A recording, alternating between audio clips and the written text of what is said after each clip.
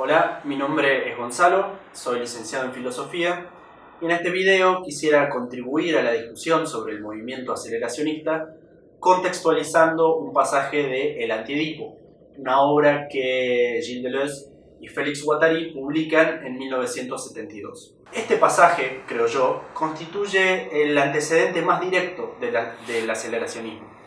Y no sería exagerado decir que, después de los textos de Marx, constituye también su principal fundamento teórico. Pero no pretendo aquí un análisis exhaustivo, sino tan solo una arqueología de este pasaje, es decir, ver en qué lugar de la obra se encuentra, cómo se relaciona con el propósito general y también en qué otros pasajes de otros autores se apoya. Hay que decir antes que nada que se trata de las últimas líneas de un apartado llamado La máquina capitalista civilizada. Este apartado, a su vez, forma parte del tercer capítulo del Antiedipo, titulado Salvajes, bárbaros, civilizados. En este capítulo, Deleuze y Guattari se dedican a estudiar el funcionamiento de tres tipos de sociedades: las sociedades primitivas, las sociedades imperiales y las sociedades capitalistas. Entonces, por su ubicación en la obra, este pasaje presupone todo el desarrollo del capitalismo, es decir, la lectura de Deleuze y Guattari de Marx.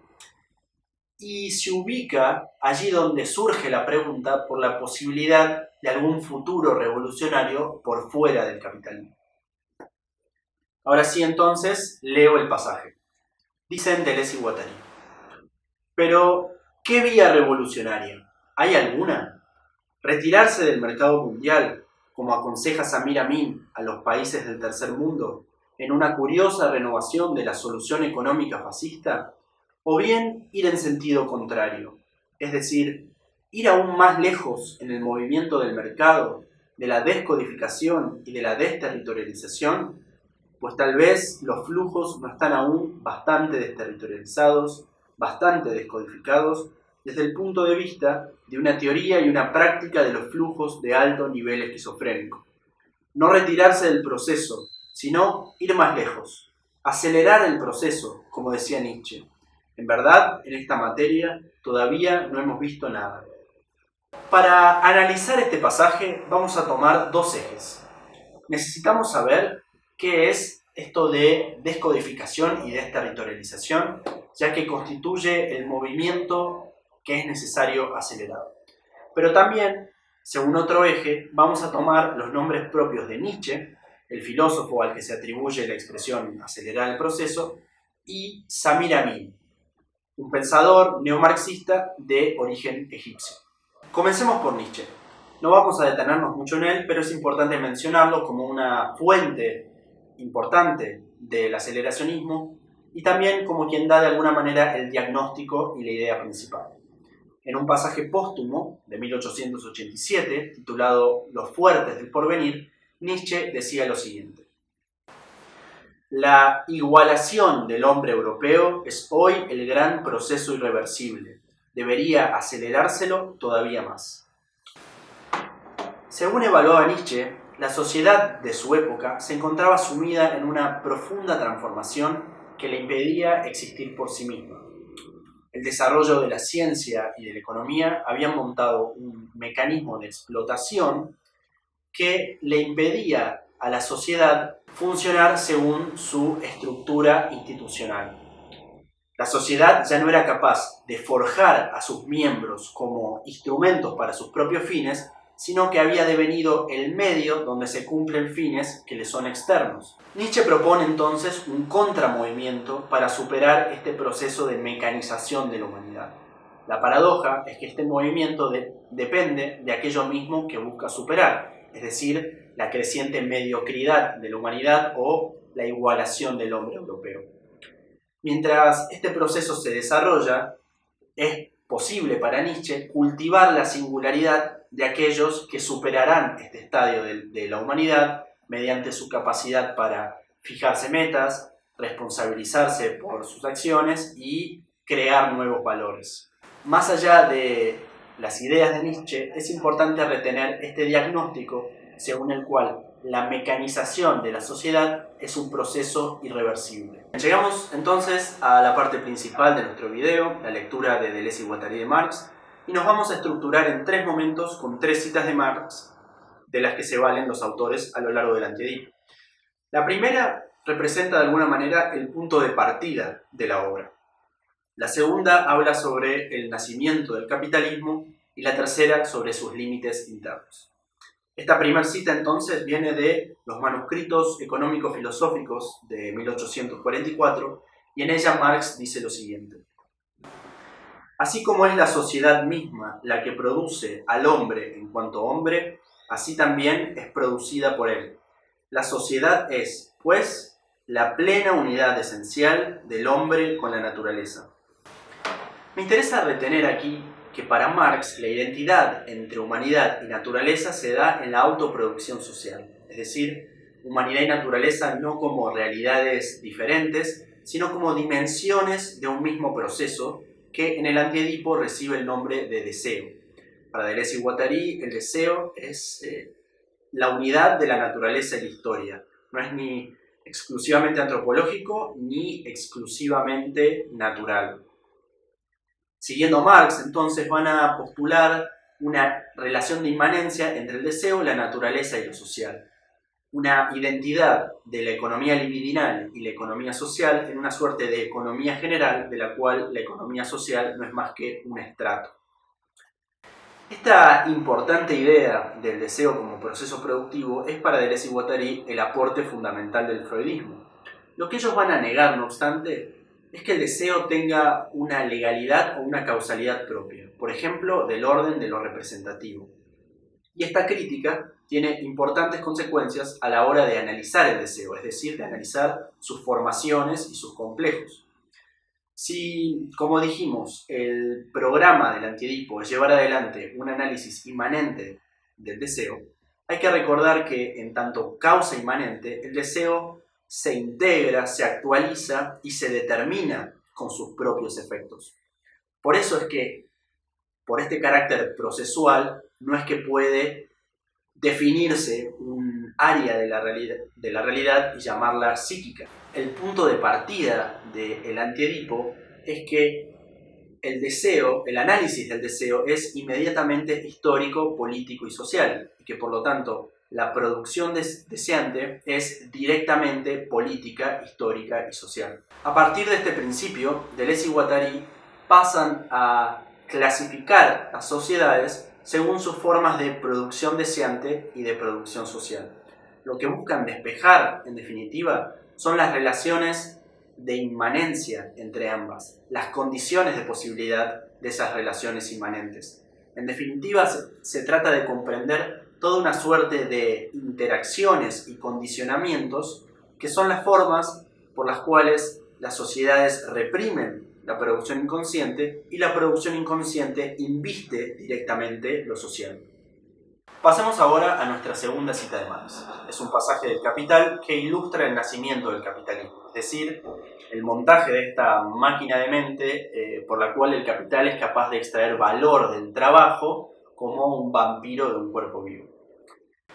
Esta nueva forma de valor, nos dice Marx, se nos presenta súbitamente como una sustancia motriz, es decir, una sustancia que se mueve a sí misma, para la cual el dinero y las mercancías son simples formas que reviste esta sustancia motriz. Más aún, en lugar de representar relaciones entre mercancías, el valor aparece revistiendo una relación privada consigo mismo. El valor distingue en sí mismo su valor originario y su valor en tanto plusvalía, de la misma manera como Dios distingue en su persona el Padre y el Hijo. Es decir que de nuevo aquí hay una relación de inmanencia, una producción de diferencias a partir de una comunidad. Solo que en este caso hay algo de este proceso que necesita ser disimulado, porque, como sabemos, los hijos son producidos por madres y la plusvalía es producida por un trabajo del que se extrae cierto valor. Para Marx, antes del advenimiento del capitalismo existían formas de capital, por ejemplo, capital mercantil o capital territorial, que funcionaban en los poros de la sociedad y en alianza con los imperios. Sin embargo, aquí estamos viendo que el capital ha devenido filiativo, es decir, que se engendra a sí mismo. ¿Cómo sucede esto?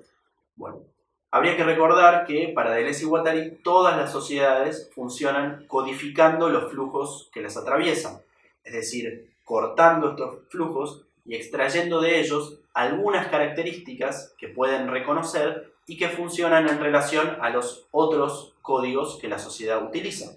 Sin embargo, el capitalismo surge del encuentro de dos códigos que han perdido su codificación. Por un lado, el flujo de capital, que a partir del ocaso del feudalismo comienza a ser cada vez más abstracto, es decir, la riqueza deja de ser asociada, por ejemplo, a lo mercantil o a lo territorial y deviene cada vez más una riqueza a secas, es decir, una suerte de propiedad privada, una relación entre un sujeto cualquiera y un objeto cualquiera. Este proceso de disolución del feudalismo también implica intensos movimientos geográficos o desterritorializaciones que afectan sobre todo, o por ejemplo, a los trabajadores, que pasan ahora a poseer solo su fuerza de trabajo separada del contexto de aplicación. Entonces, a partir del encuentro del flujo de riqueza descodificada y de trabajo desterritorializado, surge el capitalismo como una relación entre estos dos flujos heterogéneos que van a determinar todas las otras instancias sociales, todos los otros códigos sociales a esta reproducción, a la reproducción de este encuentro, en definitiva. Ya que esta instancia económica a la que se subordinan todas las demás instancias sociales depende de la reproducción del capital y este a su vez depende de la producción de plusvalía, podríamos explicar esta producción de plusvalía a partir de una relación aritmética, por ejemplo, la resta entre el valor que el obrero produce y el valor necesario para mantenerlo con vida. Sin embargo, Deleuze y Guattari van a usar otras herramientas matemáticas y van a hablar siempre de una relación diferencial, porque en las relaciones diferenciales las magnitudes que entran en relación no necesariamente tienen que tener la misma potencia. Como sabemos, hay una gran diferencia entre el valor del dinero que entra en el bolsillo de la trabajadora o el trabajador con su sueldo y el valor del dinero que se utiliza como crédito o financiamiento y que, en definitiva, puede crear o destruir más dinero. Además de esta plusvalía humana que se da en la relación heterogénea entre trabajo y capital, hay una plusvalía financiera que habla de una doble cara del dinero, justamente una cara tendida a la renta y otra cara tendida a la financiación. Deleuze y Guattari a lo largo del Antiedipo también hablan de una plusvalía maquínica que se da en la relación heterogénea entre conocimiento y mercado, es decir, todo el tema de la obsolescencia programada, del tiempo que el mercado tarda en sacar a la venta, digamos, una nueva tecnología, que es el tiempo que le lleva efectivamente a abaratar sus costos de producción y demás. Pero la idea a retener es que se trata de flujos heterogéneos que no tienen una medida en común y que sin embargo entran en una relación determinada. Llegamos ahora sí a nuestra tercera y última cita de Marx, quizás la más importante para el aceleracionismo. En un pasaje también del Capital, Marx dice lo siguiente: la producción capitalista tiende sin cesar a sobrepasar estos límites que le son inmanentes, pero no lo logra más que empleando medios que de nuevo y a una escala más imponente levanta ante ella las mismas barreras. La verdadera barrera de la producción capitalista es el propio capital. Como ya sugería Nietzsche, la producción capitalista introduce una profunda ruptura entre la reproducción social y la reproducción humana, al punto que podríamos decir que la reproducción social se ha independizado y ha subordinado la reproducción humana. De allí la profunda afinidad entre el capitalismo y la esquizofrenia, la profunda locura del capitalismo, ya que la esquizofrenia también funciona desterritorializando y descodificando flujos. Sin embargo, si el capitalismo es el negativo de todas las sociedades, la esquizofrenia a su vez es el negativo del capitalismo, porque van en la misma dirección, pero la esquizofrenia siempre va más lejos. El esquizo es más proletario que el proletariado y más capitalista que el mayor de los capitalistas, digamos. Si bien van en el mismo sentido, como decía, el capitalismo mantiene una suerte de flexibilidad, de coherencia flexible, que depende de esto que decía Marx, de llevar los límites siempre a una escala mayor. Y es muy curioso el límite, el estatuto del límite inmanente, porque un proceso que se encuentra con estos límites inmanentes siempre los desplaza un poco más. Y la cuestión de la baja tendencial de la tasa de ganancia pregunta o problematiza justamente hasta dónde puede extenderse ese límite inmanente. Cuando hablábamos hace un rato de la relación diferencial entre flujos heterogéneos, tendríamos que agregar una relación muy importante que es la que se da entre el capital constante, aquel capital que se invierte en los medios de producción y la tecnología, y el capital variable, que es el capital que se invierte en el trabajo humano. Entonces, capital constante, tecnología, capital variable, trabajo humano. La tesis de Marx es que como la tasa de ganancia depende de la plusvalía depende del capital variable. Pongamos por caso que una empresa decide tecnificarse e invierte en tecnología y en sus medios de producción. Esto hace que aumente su capital constante o que su capital constante aumente geométricamente y su capital variable solo aumente aritméticamente. Entonces, el capital global de esta empresa va a aumentar, pero no la tasa de ganancia, porque la tasa de ganancia depende de la relación entre la plusvalía y la suma del capital constante y capital variable. Entonces, la paradoja es que a mayor tecnificación aumenta el capital constante, pero el capital variable no aumenta tanto, y como la tasa de ganancia depende de eso, la tasa de ganancia tiende hacia un límite. Hay una baja tendencial de la tasa de ganancia. Enfrentado a este límite interno que le produce al capital el aumento de su automatización, el capitalismo no tiene otra salida más que la depreciación del capital creado y el desplazamiento hacia nuevas ramas de inversión. Llegamos entonces al final de este video, que tiene que ver con el rol de Samir Amin en todo esto. A lo largo del apartado La máquina capitalista civilizada, Deleuze y Guattari se valen de la obra de Samir Amin para mostrar cómo, cuando el capitalismo se enfrenta a este límite inmanente de la baja tendencial de la tasa de ganancia, se desterritorializa del centro a la periferia. Samir Amin habría mostrado cómo los países del tercer mundo son totalmente esenciales para el desarrollo del capitalismo, al punto que cuando un capital se instala en uno de estos países y monta una maquinaria productiva altamente tecnificada, termina siendo este país el que exporta capital al centro y no al revés.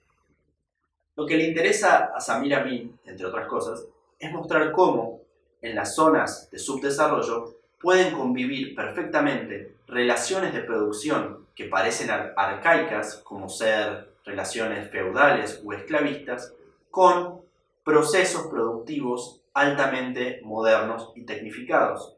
Y lejos de ser esto una supervivencia de estadios anteriores al capitalismo, se trata de un arreglo totalmente funcional y necesario para el desarrollo del capitalismo.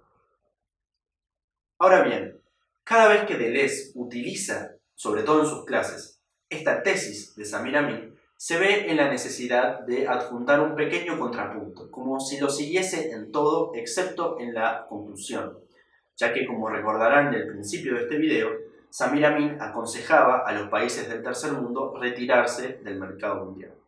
Habría, creo yo, dos razones por las cuales Deleuze hace esta pequeña crítica a Samir Amin que determina, en definitiva, su aceleracionismo. La primera tiene que ver con lo que ya decía Nietzsche respecto al carácter irreversible del movimiento de desterritorialización. Deleuze toma el ejemplo del monocultivo de caña de azúcar en Brasil. Se monta un aparato productivo altamente tecnificado que transforma la agronomía, la fisonomía, la alimentación de toda una zona y termina produciendo un excedente de caña de azúcar. para que esto se transforme en capital tiene que ser reabsorbido, entonces se transforma en biocombustible. Pero para que el biocombustible sea utilizado, la industria automotriz debe modificar la producción de automóviles para que sus motores puedan utilizar este biocombustible. Y una vez que ya se transforma la industria automotriz, no habría en principio vuelta atrás. La otra razón es que el movimiento de desterritorialización hacia la periferia es para Deleuze siempre doble, es decir, que en la periferia se volverían a crear centros y periferias y en el centro también se vuelven a crear otras zonas de periferia. De esta manera no sería simplemente posible retirarse del proceso sin volver a crear otros centros y otras periferias. De allí que, si cada movimiento repercute en todos los demás, la apuesta del Anti-Edipo en 1972 sea por un movimiento revolucionario internacional.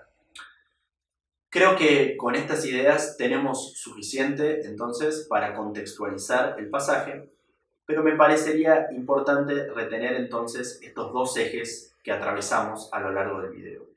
La idea de que el aceleracionismo en el Anti-Edipo está atravesado por el problema del hombre europeo en Nietzsche y del rol de los países del tercer mundo en Samir Amin, y también que el movimiento de desterritorialización tiene un límite externo en el proceso esquizofrénico, tal como lo entienden Deleuze y Guattari, y un límite interno en la baja tendencial de la tasa de ganancia. El salto o la aceleración sería hacia la esquizofrenia. Pero bueno, no hay que olvidar que se trata de un libro ya con casi 50 años y habría que reevaluar en qué situación nos encontramos ahora. Espero que todo esto les haya servido y les agradezco mucho haberse quedado conmigo hasta el final.